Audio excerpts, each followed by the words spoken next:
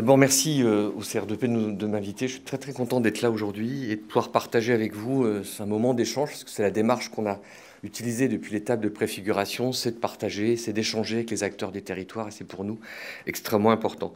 Content aussi d'être parmi vous, parce que le directeur régional du travail le soulignait, cette réforme, elle est partie en partie de la région de Lille, puisque nous avons itéré, expérimenté avec un certain nombre d'entre vous, dont les services déconcentrés de l'État, que je remercie, avec 2 certificateurs. Et donc, c'était important pour nous de travailler avec les usagers, les territoires et l'ensemble des acteurs régionaux liés à la VAE. Cette réforme, ce n'est pas une réforme nationale, c'est une réforme qui est issue des territoires, et ça, je voulais vraiment le souligner. Elle a été expérimentée, elle a été testée, et donc c'est une réforme qui ne vise pas à centraliser le dispositif, qui vise juste à mettre le candidat au cœur du système, le citoyen au cœur du système. Et pour nous, c'était extrêmement important de structurer, de construire, de partager, d'avoir des retours des utilisateurs et de l'écosystème avant de bâtir les textes réglementaires.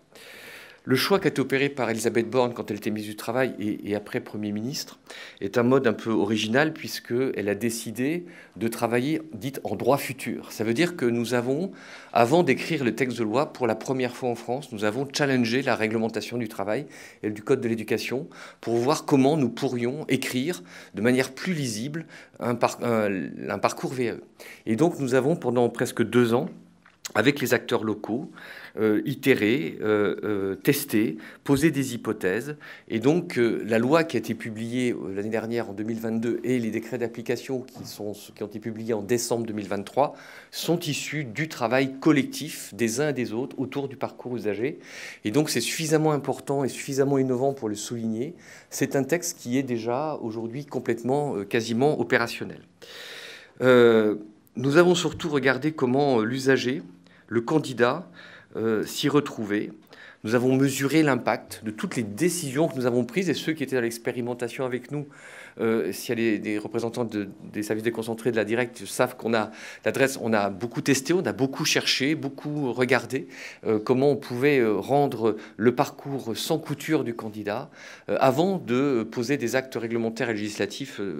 Et c'était pour nous extrêmement important de pouvoir pivoter, de pouvoir réadapter le parcours en permanence. Cette réforme, donc je le disais tout à l'heure, elle met l'usager au cœur de son parcours.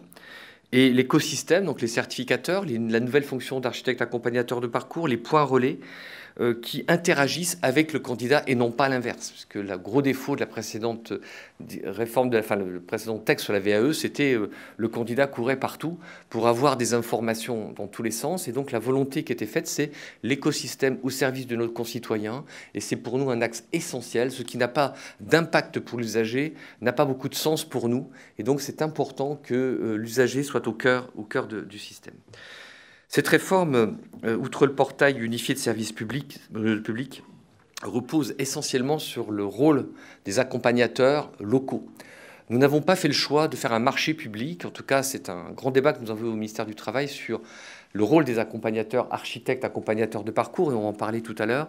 Nous n'avons pas fait le choix d'un marché public qui aurait eu pour conséquence d'exclure les petits cabinets, les structures locales d'accompagnement, mais donc de plutôt faire monter en gamme, structurer les structures d'accompagnement qu'on a appelées maintenant architecture de parcours, et j'en parlerai pas plus, parce que je sais qu'il y a une table ronde là-dessus, au plus près des candidats. Et donc pour nous, cette réforme, elle bouleverse, elle interroge, elle bouscule l'écosystème. Elle nécessite vraisemblablement une refonte assez importante des pratiques, des organisations de chacun, des systèmes de gestion de chacun. Et c'est vrai que passer de 25 000, 30 000 parcours à 100 000 parcours, c'est multiplié par 4 le nombre de candidats à la VAE dans moins de 3 ans. C'est un challenge que nous avons tous à porter les uns et les autres.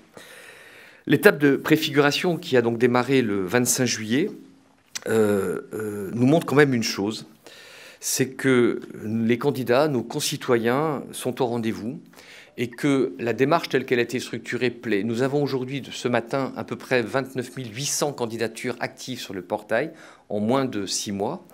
Ils sont entrés dans la plateforme et il y a 20 000 dossiers qui ont été déposés auprès des certificateurs pour obtenir la recevabilité.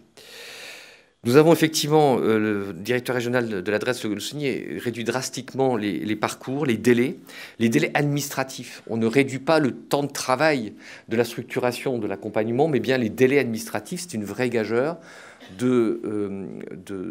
d'avoir écrit dans la loi, dans le décret d'application, un jury dans les 3 mois qui suivent le délai du dépôt de dossier de preuve. C'est une vraie gageure pour les certificateurs. Ils en sont tous, et on les entendra, je pense, ce matin, inquiets, bien évidemment. Sur la recevabilité, le délai reste à 2 mois, mais avec une bonne administration publique aux alentours de 15 jours. Et on voit que les délais de recevabilité aujourd'hui sont prononcés en moins de 15 jours sur la plateforme. Et donc, c'est vrai que c'est pour nous un point important. Et les premiers résultats, et c'est ça que je voulais vous dire ce matin en propos introductif, nous avons réduit drastiquement les taux d'abandon. Entre le moment où le dossier de recevabilité, faisabilité est déposé auprès du certificateur et le candidat va au jury, nous n'avons plus que 5% d'abandon des candidats, ce qui veut dire que l'accompagnement tel qu'il est fait en amont, structuré et financé, permet une réduction extrêmement importante des taux d'abandon. C'est un point important. La recevabilité est variable prononcée par les certificateurs, mais aux alentours de 97%, ce qui veut dire que là encore, le travail qui a été fait par les architectes de parcours est plutôt de bonne qualité, puisque je vous rappelle que le certificateur a l'obligation garde son droit de prononcer la recevabilité. Et les résultats, les premiers diplômés qui sont passés sur la plateforme, c'est-à-dire à peu près 500 aujourd'hui, le taux de certification est de 95%, donc 80% de certification totale, 15% de certification partielle et 5% d'échec. C'est-à-dire que nous avons amélioré quasiment de 20 points, 15 points, les résultats à la certification, donc ce qui prouve aussi que cette réduction, cette simplification que nous avons mis en œuvre n'a pas d'impact sur les résultats, bien évidemment, au contraire.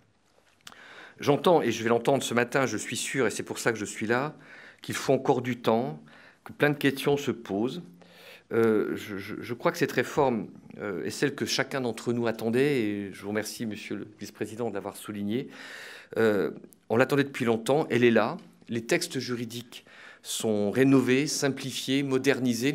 Nous allons encore profiter de cette période d'itération pour construire les différents arrêtés, j'en parlerai un peu plus tard ce matin, autour notamment des fonctions d'architecte accompagnateur de parcours. Mais cette réforme, elle n'aura de sens que si vous, les acteurs de l'écosystème territorial, vous vous l'appropriez avec une seule question que vous devez vous poser, c'est comment je fais ou comment faire pour que l'usager fasse de l'AVE un élément de sa trajectoire professionnelle, sans bien évidemment dévaloriser la valeur de la diplomation, bien sûr. On n'est pas là pour distribuer des diplômes de manière...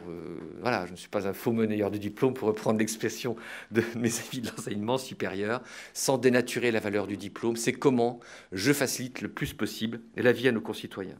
C'est pour ça que je suis là ce matin, que je vais vous écouter, je vais vous entendre, je vais interagir avec vous dans les tables rondes.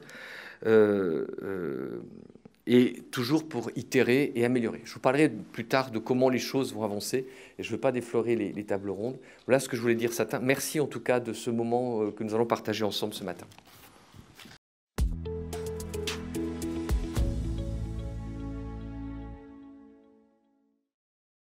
Si vous avez apprécié cette vidéo, abonnez-vous à notre chaîne, cliquez sur le bouton j'aime ou laissez-nous un commentaire.